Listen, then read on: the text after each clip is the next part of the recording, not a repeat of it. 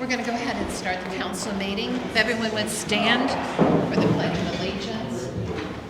Mark, do you want to lead for us? I pledge allegiance to the flag of the United States of America and to the republic for which it stands, one nation, under God, indivisible, with liberty and justice for all.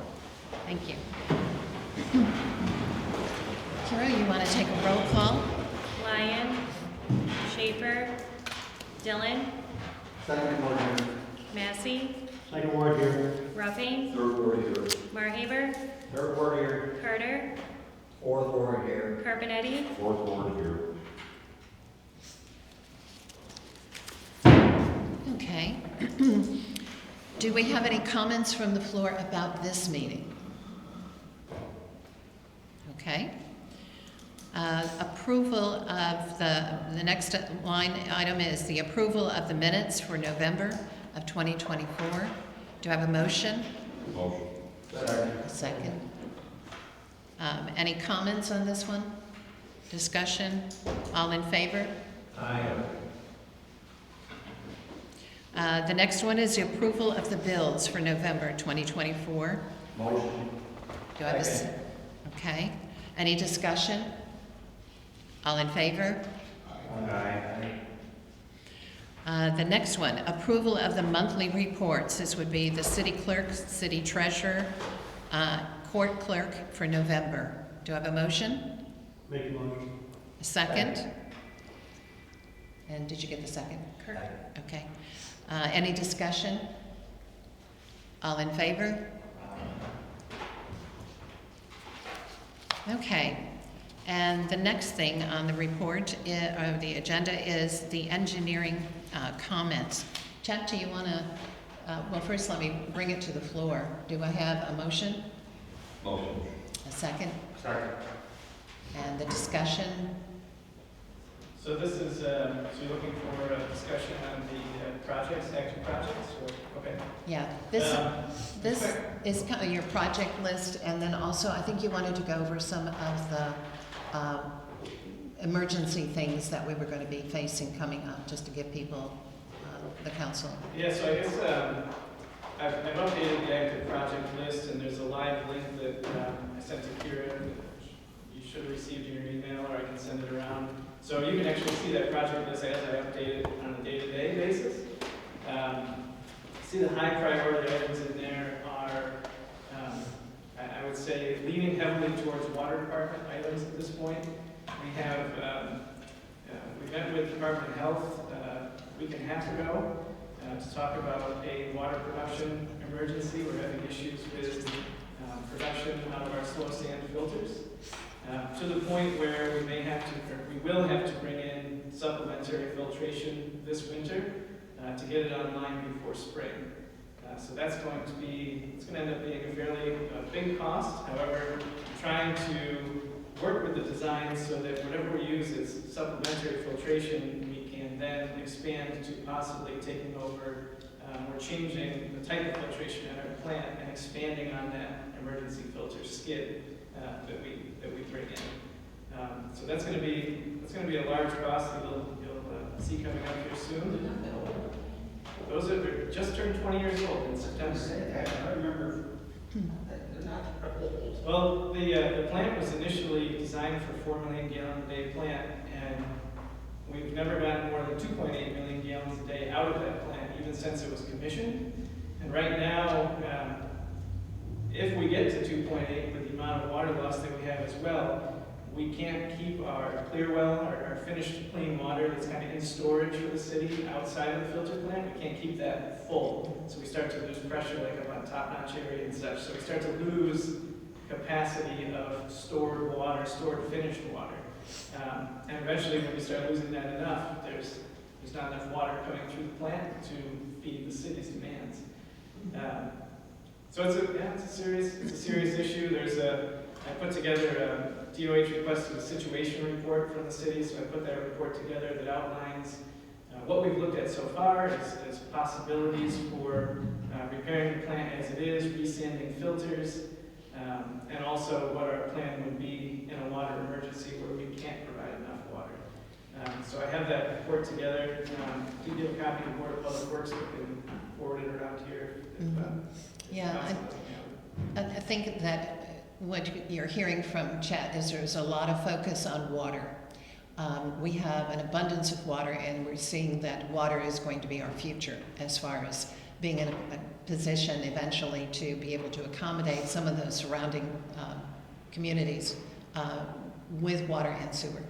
And so looking at our immediate problems, we have to solve some temporary problems, but then we're looking at the greater plan of actually working through what do we do for high capacity. And we have the water, we have really good water, and we have from the Klondike area and our springs, we have greater capacity than what Hinckley has for Utica and Rome. So we're not going to run out of water by any means, but what we need to do is to think thoughtfully about how we manage the filtration. And do we do it at the source and then deliver through piping the clean water to where it needs to go? And so if we were looking at Dowsville, we're looking at town of Little Falls, we're looking at some of the other areas, Herkimer, who've expressed interest in our water. That makes a lot more sense than you would just parrot it out to in each community where it needs to go. Right now, our philosophy is we bring dirty water in through the pipes to the reservoir and clean it here. And so we're looking at getting closer to our building in the future toward the watershed area, and then bringing it down this way. It just seems to be a logical conclusion. The health department even liked it, which was impressive. So I also have a meeting that was supposed to be tomorrow, but with the Department of State that canceled because of the weather. I'll have it next week. And they have grant funding to help us with this sort of thing. And I have 6 municipalities that will be there and talking about how Little Falls can deliver water and sewer to them optimally. And then also police and fire, EMS, that sort of thing that we're already doing, but to expand it out a little bit further. So it should be a good meeting, good, interesting meeting. It's kind of more of those future talks that even though we're trying to survive on a daily basis, we can't let go and not pay attention to. So water is what we've been talking about a lot lately. Leaks too, we leak a lot of water on the ground because we have leaky pipes to the tune of $300,000 a year. That's a lot of water that we've paid to be able to clean and filtrate, and it's going on the ground. So we've got a gentleman who has been working on it for a week now. Now, I don't know if he's finished up. They work nights. He's kind of the water whisperer, right? Right, so they're generating, they've found locations, they mark those locations for us, and then generate a list of those locations and an estimated flow that we're losing at those spots, and we'll prioritize those and then and work on those repairs. But he should be close to done if he's not done already. Okay, great. So you'll be hearing a lot about that going forward in the next month or I've two. watched these guys work many times, and they've done a super job with leaks and stuff. I mean, the water department is unbelievable for one great leak now. They've been trying to hit 2 of them, if they have other ones that. I'm just saying, these guys, middle of the night, whatever, you drive by, you guys are always sitting in a hole someplace working it. It's amazingly good. Yeah, they do. And in fact, the last one at Feldmeyer, I went up and looked at the hole, the ditch. What a mess. A lot of water. So everything, it's every other day something is, breaking, leaking. It's an old city for sure. Any other discussion or comments? Just 2 other things that I wanted to highlight on that list. One, we recently got our new numbers for the amount of money that we have available in CHIPS and those CHIPS DOT-related programs. So I updated the breakdown and gave some more detail on the spreadsheet. And the other one that I put in there, we've had some comments on streetlights and streetlight outages. I do have costs from New York Power Authority to make those repairs, and those are also in that spreadsheet. They're, Those are the new ones? The new, well, they're the new lights. We have one of them on Moreland Street that was not captured as part of the project. Throughout the city we found that there were a number of lights installed throughout the decades that were installed by National Grid, never put as part of the registry, so they weren't converted. We have one on Moreland Street that was not converted, was not part of the registry, that the bulb died and needs to be replaced, but we need to bring it into our program. So that's one of them, and then we have East Monroe Street area, and also the bridge near McDonald's. Those Right. two other spots. West Monroe, right? And West Monroe, yes, by the Valve House, Right, by Reed Street, yeah. In between development. Kingsbury.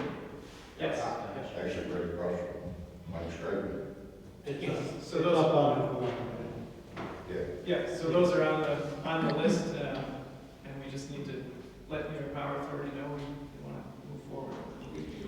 So we're looking at financing now, so it'll come up in That's pretty- identifying where to find the funds That's for that. not through there. I got a call on it, well, a friend of mine, and that is really dark through. It's a dangerous area right now without lights. Yeah, I'm sure it is. I mean, you know, if you're walking, take a flashlight for the time being, because it's gonna take us, it's gonna take us just a bit. So, but hopefully we'll have financing identified for the January meeting. Anything else for chat? Questions? Okay. I'm going to move on to resolution number 55, Golf Commission appointments. Do I have a motion? Motion. Do I have a second? Any discussion?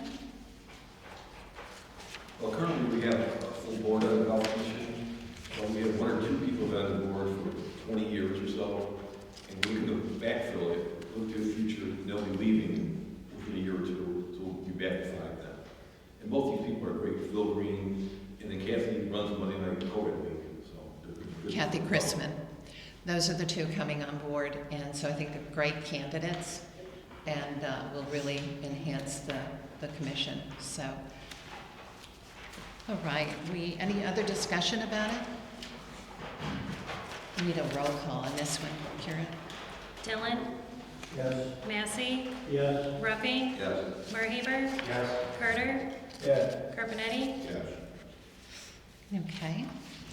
The next one is the Resolution 56, the Commissioner of Deeds. Do I have a motion? Motion. Second. Okay. And any discussion on this one? I can kind of share with you what it's about.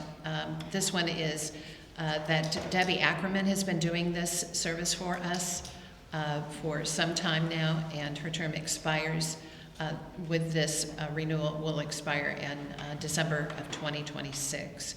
And a Commissioner of Deeds, Carrie, you want to share what how that is used? Where she works, she does work for a lawyer's office, so she can help the lawyer. She has to notarize something, she can sign it as a Commissioner of Deeds. She just didn't have to take a test, they have to be appointed by the city to be Commissioner of Deeds. So any kind of real estate Real would estate. be what she would work on? Yeah, anything Notarizing. she's gonna notarize, Okay, but she would sign it as Commissioner of Deeds. okay, all right. Any other discussion? Is that a paid citizen? Not from us, not from the city, what she does on her own. For instance, during election time, if someone is a Republican who wants to carry a Democrat's petition, they can carry a Democrat's petition because they're a Commissioner of Deeds type of thing. We've done that before. You guys have been on the council when they've done that a few years back for some people that they needed to do different things. And their term's only good for 2 years, where notary is good for 4. Okay. Need a roll call on this one? Dillon, Yes. Massey, Yes. Ruffing, Yes. Marhaber, Yes. Carter, Yes. Carpenetti. Yes. Okay, and the next one is Resolution 57, City Engineers Contract. It's contract time for a lot of people closing out the year. And this one brings us to, from December 31st, 24 to December 31st, 2027. The contract is here, I don't know, for the audience who's listening. A lot of it's very much the same. There were some increases in salary, 25, 7% increase, 26, 5% increase, and 27, a 4% increase. Clothing allowance that has been going, it's been renewed, $500 a year, vehicle reimbursement, things like that. So, and reporting hours, vacation time, all of that was pretty much stayed the same. Holidays, 16 holidays a year. One is a floating and one is employee's birthday. So it's consistent with the supervisor's contract. So do we have a motion? Okay, second. Any discussion? Mr. Mayor, I'd just like to mention, we saw recently, a little while back, we had to pay for these services, an outside company to do the services that Chet does every day. People might think it's a lot of money, but it's not a lot of money when you include all the projects that he does throughout the year and what that would cost if we had to outsource an engineering spot, so. Right. Beneficial for the city, for sure.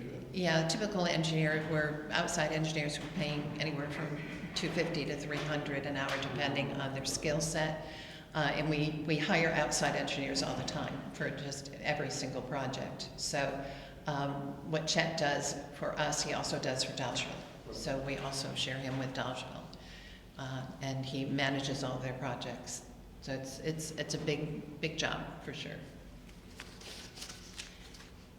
Anything else? Okay, get a roll call. Dillon, Yes. Massey, Yes. Ruffing, Yes. Marhaber, Yes. Carter, Yes. Carpenetti. Yeah. Okay, the next resolution is 58, shared service agreement with Urban Renewal and the City of Little Falls. Do I have a motion? Motion. A second? I'll lead the discussion on this one, be pretty close to it. This is a follow-on from what we were talking about in the last council meeting about whether to keep the urban renewal open or close it. If we close it, we run the risk of losing out on some of the grants that we really benefit as a community from. The Homes grant, DRI grant, some of the facade improvement on Main Street is managed by the group there. And they manage a lot of other things. We haven't been able to fund a full-time person. So the decision was made to, let's look at the city subsidizing with the opportunity for reimbursement. And so that's what this is all about.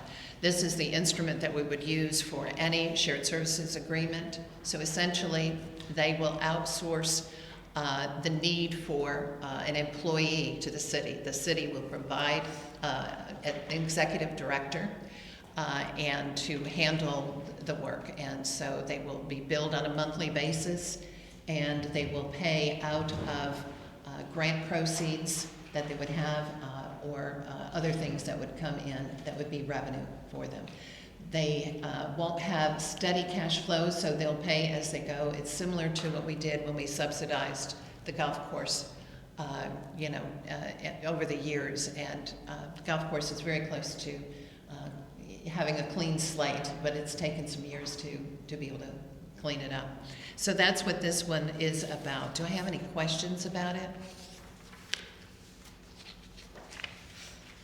Nothing? Okay.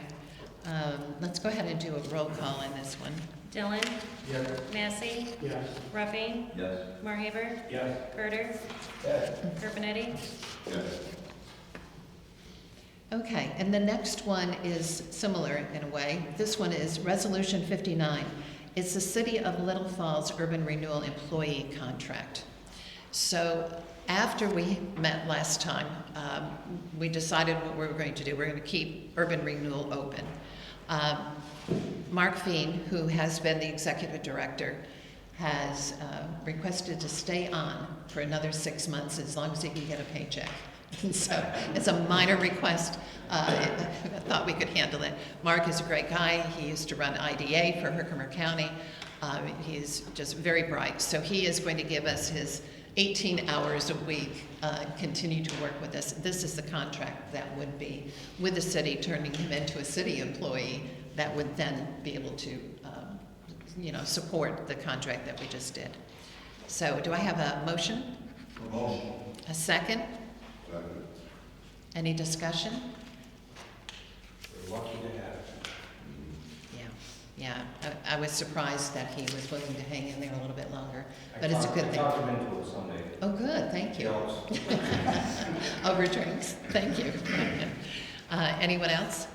Okay, we need a roll call again. Dillon, Yes. Massey, Yes. Ruffing, Yes. Marhaber. Yes. Carter, Yes. Carpenetti. Yes. Okay.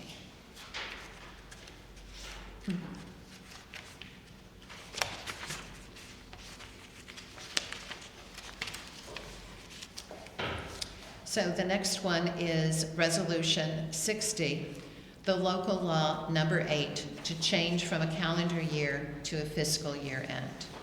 Do I have a motion? A second? Second. Any discussion on this one? Okay, this is something we've been working on for quite a while. This not only solves one of the many, the 12 different items that the State Comptroller's Office has been bugging us about since 2021. We are accomplishing one. Also, it will give us the ability to forecast and budget more accurately because our year beginning will begin when our budget and the year beginning will come together for the first time. So the way we've been doing it before, we have our year end would end December 31st.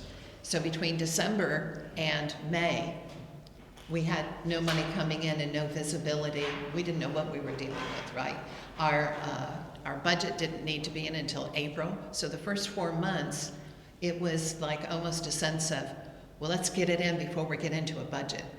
Whatever, thing we want to get done, let's get it done now before we have a budget. So there's that tendency to want to spend money that you don't know that you're going to have.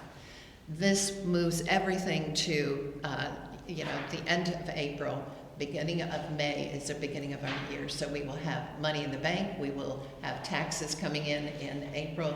They typically come in May. So this is going to be a great starting place. The hope is that we will not need to go after the temporary financing that we've been doing in the TAN, $2 million a year. We will be able to not have to do this temporary debt instrument that we've been doing for years and years and years. So happy, and Nick did a great job on this local law and the research he did to make sure that we could accommodate this without going to a vote. To a public vote. So this is a very small change, just the date. So do you want to add anything to this? Other than it's gonna save you a lot of money with the TAN, whether it's the interim interest, so it's a good thing. So great. So Mayor hit me with that the first month I was here. this is a big milestone, so happy that one's moving along. We need a roll call vote. Dillon, Yes. Massey, Yes. Ruffing, Yes. Marhaber. Yes. Carter, Yes. Carpenetti. Yes. Okay. Next is Resolution 61, local law number 9, the city treasurer's setting salary. And this is what we had the hearing for just a little while ago. Do I have a motion? Motion. Second? Get the second. Okay. And on this one, do we have any discussion? No? Okay. Need a roll call. Dillon, Yes. Massey, Yes. Ruffing, Yes. Marhaber. Yes. Carter, Yes. Carpenetti. Yes. Okay.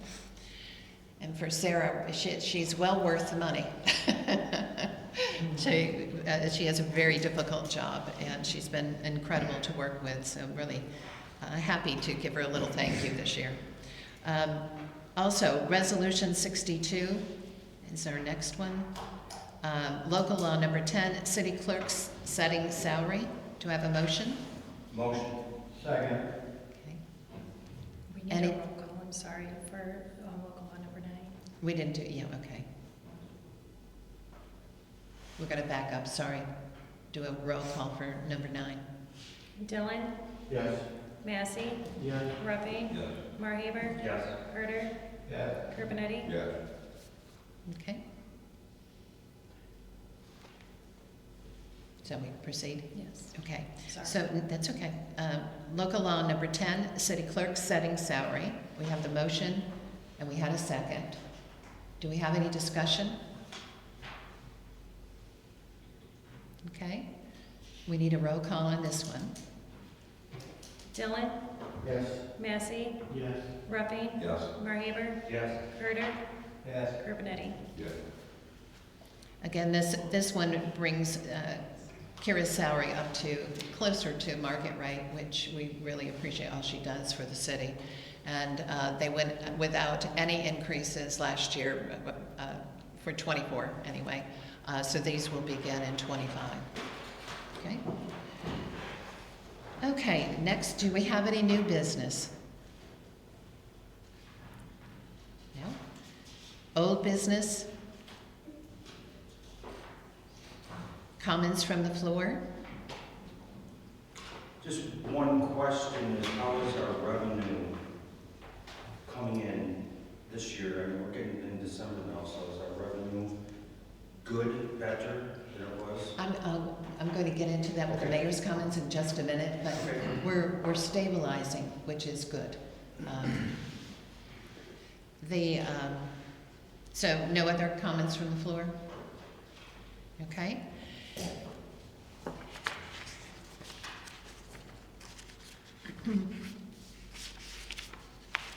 And the mayor's comments, do I have, do I need to do, no, I don't need to do anything. You can just, I'm going to go over the financial status again as the beginning. Our cash position today is $2,455,157. That's in the general account. Plus, we have $1,035,405 that we call it our squirrel away fund. It's a reserve account that we set up so that we can have money when we need it for the pension, for things that we know are coming, anything that would be a payment that we know a bond or something is going to come due, we're going to need money. So we've been putting it in there. That has worked out really well for us. Accounts payable, we're in our 60-day essentials, we're at 52,000. Total outstanding invoices, we've got 246,678 currently. We're current with the pension fund and have been setting the 170,000 aside each month so that we have the money for the payment in February, and that was in the squirrel away account. We continue to do that. It's working out where it's going to be a whole lot easier to pay that couple $1 million bill than it had been in the past. That plus the 30,000 that we sock away every single month to pay the 2 years that we didn't make payments in the pension fund. So we're current, we're caught up, everything is stable in that area. Getting to the end of the year, we renewed the fire truck ban that will be paid this week. That's $15,000 in principal and paying it down around $26,000 in interest. We renewed for $510,000 with M&T at 5.3% interest. Interest was a little disappointing, but they know that we're trying to consolidate our bans this year, and we'll be doing that right around June. So we have bans out. We have one that is coming due around the June timeframe. That's when we've decided that either with the deficit financing with the state or with our financial advisors, we have it set up, our Plan B that might turn into the Plan A. We'll take all of our bans and turn them into a long-term bond. So it's a consolidation of debt. So when they know that, and M&T knows that, they're looking at, well, there's not going to be a lot, or I'm going to make much money off this thing. So the interest is going to be a little higher than what you would get if it was a longer term. Water and sewer upgrades bond is due December the 15th, so we're working on that. That's $10,000 in principal and $2,500 in interest. Wastewater treatment improvement bond is due January 1st. That's $26,000 in principal and $4,800 in interest. Currently working through the initial phase of the budget and hope to be into position to meet with the Finance Committee later this month. Sarah is working on the budget every day. And it's a race to see how quickly we can get this done. We've really wanted to have it completed before the end of the year. We're working in that direction, so we'll be meeting with the Finance Committee either toward the end of December, or it will be the first week, hopefully, of January. We'll see. Like I say, we're in a rush and we're waiting for some numbers from Bonadeo. Bonadeo is our accounting firm, and they're working on our 2024 financials. And through October, and this has been a request that the Department of Budget has asked us to prepare so that we can more accurately factor in all of the increases or anything different in our original budget for 2024 going into 25. So they've been a little bit slow on this, and we're eager to get those numbers because it'll make our life a whole lot easier. So they expect to have the numbers to us within the next couple of weeks. Sarah's been working also on 2025 cash flow projections and should have that finished for the January meeting, we're hoping. Again, she's swamped right now, so I mean, the timing of everything is just amazing. So it's a good thing we paid her a little extra recently. Then we've got, with tonight's passing of the local law for changing the calendar year to a fiscal year end, when the real estate property tax is coinciding with the fiscal year end, checks off the box for an important milestone. Like I said, the 12 recommendations. We have right now about 4 of the recommendations that are almost completed or should be completed by the end of the year. So we've been chipping away at things on that list of 12, and this was a big one that they wanted. So tonight, the state should be very happy with us in that direction. The ability to put ourselves in a stabilized situation where we're not having to go after short-term debt at the end of every year just makes a lot of sense. So we'll see how it shakes out and balances. 2024 has really been a year of working to stabilize our financial status, which has been executing as planned. Our 60 days accounts payable, all the things that we did to shore up, all of the on-holds that we've put on just about every expenditure that we possibly can, only working with essential. Even payrolls and things where we really want to be able to increase salaries, we've had to hold in many cases until we see what the 2025 budget is going to do to us. So we need to get those budget numbers in pretty quickly. We're currently working on the fund balance policy that I've been working on to tackle the $2.7 million that we are in the hole in the general fund. This would ensure that we would have money to self-sustain ourselves and cover the general fund should we get low. Right now, we have to go out for financing if we dipped below the cash level that we need for operating. And most of the months that we're dipping below, we're dipping about 400 to 500,000 below where we need to be. So the trick to balancing the budget, of course, is to bring down expenses and bring up the revenue so that we balance it out correctly. So we are going to be looking at another probably slight increase going over the tax cap this year. Probably water and sewer will have some small percentage again to see if we can balance this out. We can't keep going after short-term debt to survive. We've got to get to the point where we're operating a very stable structure for a business, actually. So we're working on that, and that is something that we will need to be able to show to the state when we take our deficit financing proposal to them and have Senator Walczak and Assemblyman Smullen walk it through for us. So we have to have a plan that shows that we can sustain ourselves on current income revenue and whittling down the budget.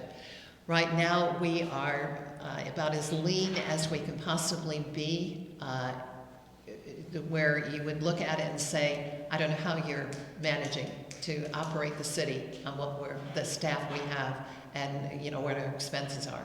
So no one in the state is looking at us and saying, you need to cut here, you need to cut there. But there is a point in time where we've got to grow revenue, and revenue's got to grow quickly. And that's where, talking about water and sewer, we're talking about other things with shared services, that's going to help stabilize the city. And so that's why that's so important. But so far we've been doing fine. We haven't been stressing every month, are we going to make it or not? We have our cash flow projections, which were a new thing that the city has done that we really weren't doing previously, has made life so much easier because we can see when it's coming. We know when we've got a dip, and we're able to adjust things accordingly. But there's some point in time when we've got to have money in the bank too, right? And so we've got a long way to dig out, but we have a path of getting there, and I think we're going to be just fine. We also are setting up a capital projects fund, which was another one of the recommendations, working on that with Chet's engineering report, where he gives us all the projects. Ultimately, that will go into accounting and be able to forecast a little bit better. We put it into our budget, but to have it, where we can report on it more easily, I think is really what the state is wanting us to do and achieve. And I think it's very doable now that Chet has organized it the way he has. It's a little overwhelming for those of you who haven't looked at that, project list. It takes your breath away. There's so much. It's huge. And you were going to give everybody a copy of that, weren't you, monthly? Yes, yeah. Send it out, okay. And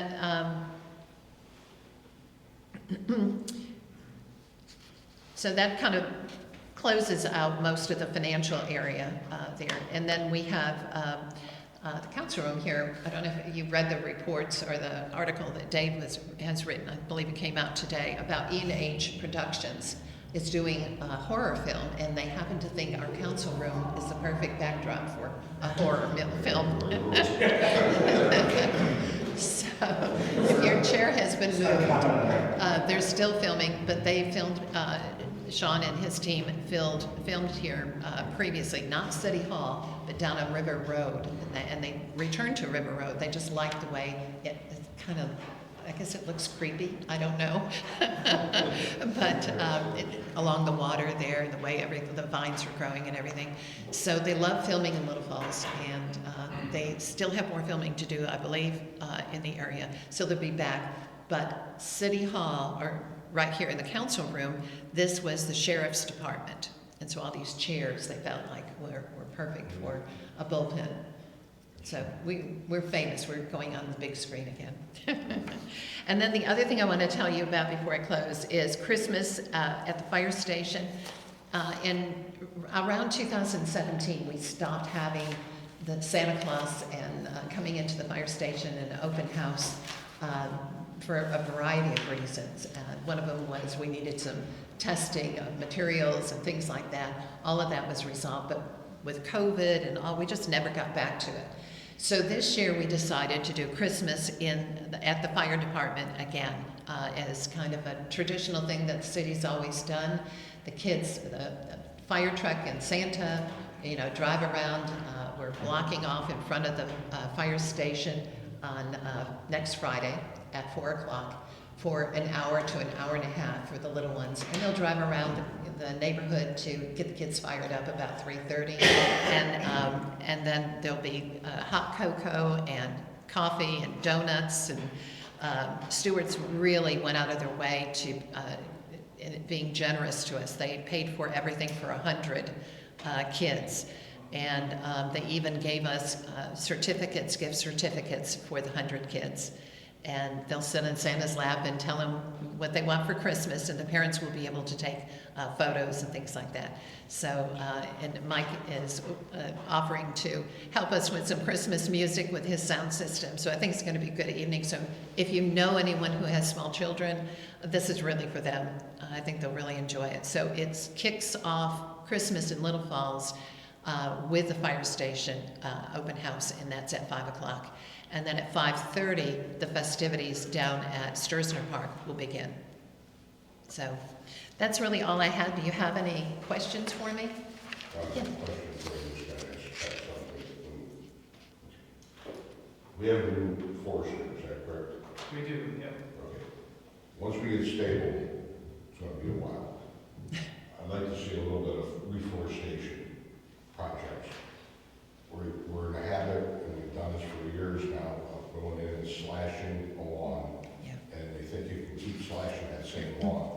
Well, I think it's time we need to put money back in to what we're cutting down, and that's bulldozing, replanting, like they planted the watershed years ago. We got accused here a couple months ago of not having a plan by a gentleman. He turned his back on us when I tried to answer the question. If you remember that night, we all got questioned. So that's been gnawing at me for a while. We have brought a guy in for carbon credits, brought him to the board, brought him here, and it was knocked down. Not by anybody sitting here. But I think there's a way, like we're talking, we want to have a future in our water. Well, in order to have a future in our water, we have to have a future in our forest, which is protecting our water. Right. So, I mean, I'd like to see, and I know we can't have it happen tomorrow. I get that, but. I think we have a new forester, don't we? It's great. That Yeah. we use It's at still the in Moreland. forestry, but it's, Wayne Clerk? Wayne He retired. retired. Yeah. Lucas is, Wayne's Wayne's good. Lucas is also very good, younger guy. But we gotta have it not replanting. We gotta have it walking away and leaving a whole pile of slash, hoping that a few hardwood trees would come up. Well, a lot of hardwood trees have not. I do have, on my project list, our last clear cut at Beaver, we didn't replant. But I did put 15 grand in there to replant that section. You gotta do it within 5 years of the clear cut though, so we've got about 3 years left and we can get that done. But in the future, we should just include, instead of taking 100% profit from the job, we take 85% profit and the other 15 goes to. You could put $10,000 back in between bulldozing and buying some seedlings, that would be a big. That's a good idea. Yeah. For the city, for future. Because like I said, if we're gonna sell water, we gotta protect it. There's only one way, is with forests around it. Yeah. You know, in the past, you can see that there have been accounts set up for that kind of purpose, right? To reserve money for different things, for capital, for capital projects, a lot of different things, for reseeding. So it's not that what's happened over a period of time is that the money just kept going lower, lower, lower. And they would go to the trees as the saving grace, we'll cut down some trees without ever worrying too much about what to do in the future. And the future could be 10 years from now, right? So Chet and I, in the very beginning, we talked about this, that we really needed to focus on rebuilding that. And so I think it's a great idea. And knowing how our squirrel away funds have worked for us so far, I think it's a great idea. And that is partial, too, for even the general fund policy, to take 10% or 5%, whatever we can afford, and put that away every single year. We'll build it back up. But it takes time, it takes years. So there is no big cash infusion happening anytime soon. So we just have to slog it out as best we can, and hoping to get more and more of the shared services coming at us that will really bump it up. And water and sewage is one of those that will really bump up the revenue for us in a good way. So, but yeah, I think it's a great idea. What do you say to say? No, thanks. They did cut trees this year. In 20, yeah, some, Yeah, we're planning on cutting for 2025. yeah, But we got to back up reforestation, as much as we can afford. right. I know, didn't we budget a little bit for that this year, but I think just with our financial We did. This year to start Over time. preventing. Yeah, over time this year was Yeah. bad in police and fire. So we've had to shift things around a little bit to make it work. Okay. Josie, did you have a question?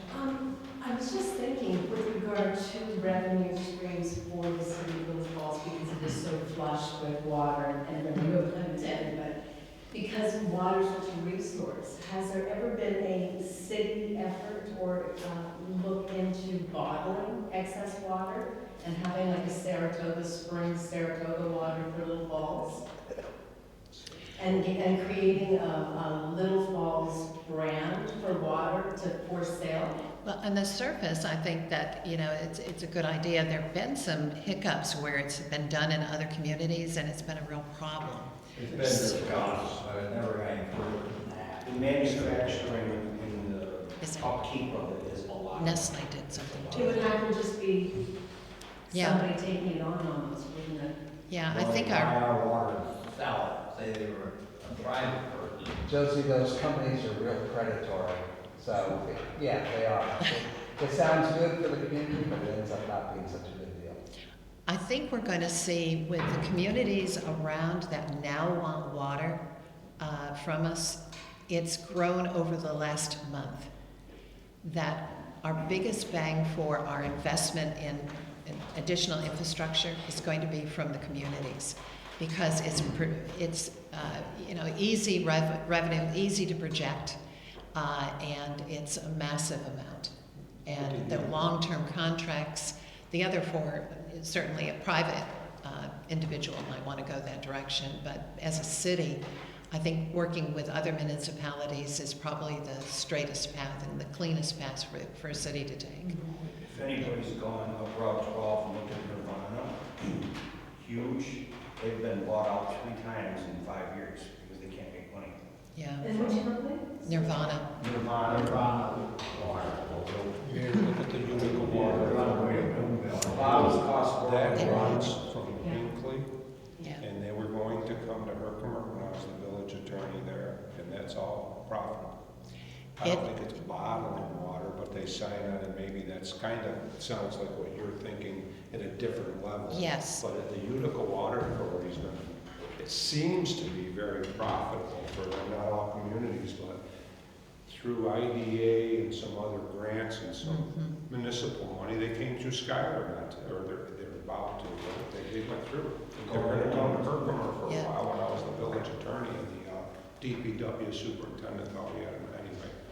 They've been trying to come further this way, but yes, they are a big money maker, and their authority, which is something that we could do, and we've talked about setting up a water authority instead of districts.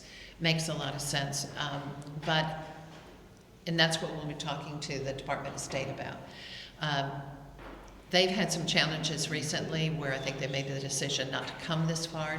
It's too aggressive for where they are right now, which has opened up the door for us to be able to work with Herkimer, Town of Herkimer, Village of Herkimer, the St. Johnsville, Village of Town and Village of St. Johnsville, Dalesville, Town of Danube. We've got a lot of them right in our neighborhood that would benefit from it. And we've been talking about the Town of Little Falls in the area of the Lakeview area subdivision, and then going down to the event center that just broke ground at Mohawk Valley Country Club. So there's a lot of opportunity. It's pretty far out there, but we're harnessing initial interest to see how far we can take it.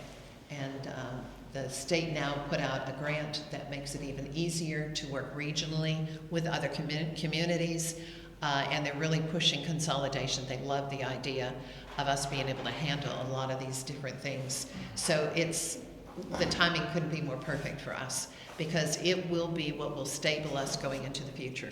We can't depend on properties we don't have. Even if we put additional homes on the market, which I think we definitely are going to focus on this year, trying to get some of the ones that are not zombie houses, but the ones that can be repaired, fix them up to single-family homes again and put them on the market, get them back on the tax rolls. Anything to do with population and bringing the houses in, it takes time. And, you know, for anybody who's worked on planning or zoning recently, there's been a lot of interest in big developments, but not necessarily the ones that we would like to see, you know. So there's a lot of give and take with what's been going on recently. I think that we've got a lot of potential when it comes to increasing the revenue, but I don't think it's always going to be, it's too slow, in other words, to get it from property taxes. We either replace some of what we need with shared services, or we tax people to death, right? And we don't want to do that. We don't want to run people off. So there's a fine line to doing that. So I'm pushing really hard on the shared services to get us in a position that we can help these people. When I picked up the phone to find 6 municipalities that would meet with us, they immediately called me back. And that's a change in tone from where it was 6 months ago. They're ready to talk. So the timing is good. So we'll see where that ends up. Anything else? Okay. Do I have a motion to adjourn? Second. All in favor?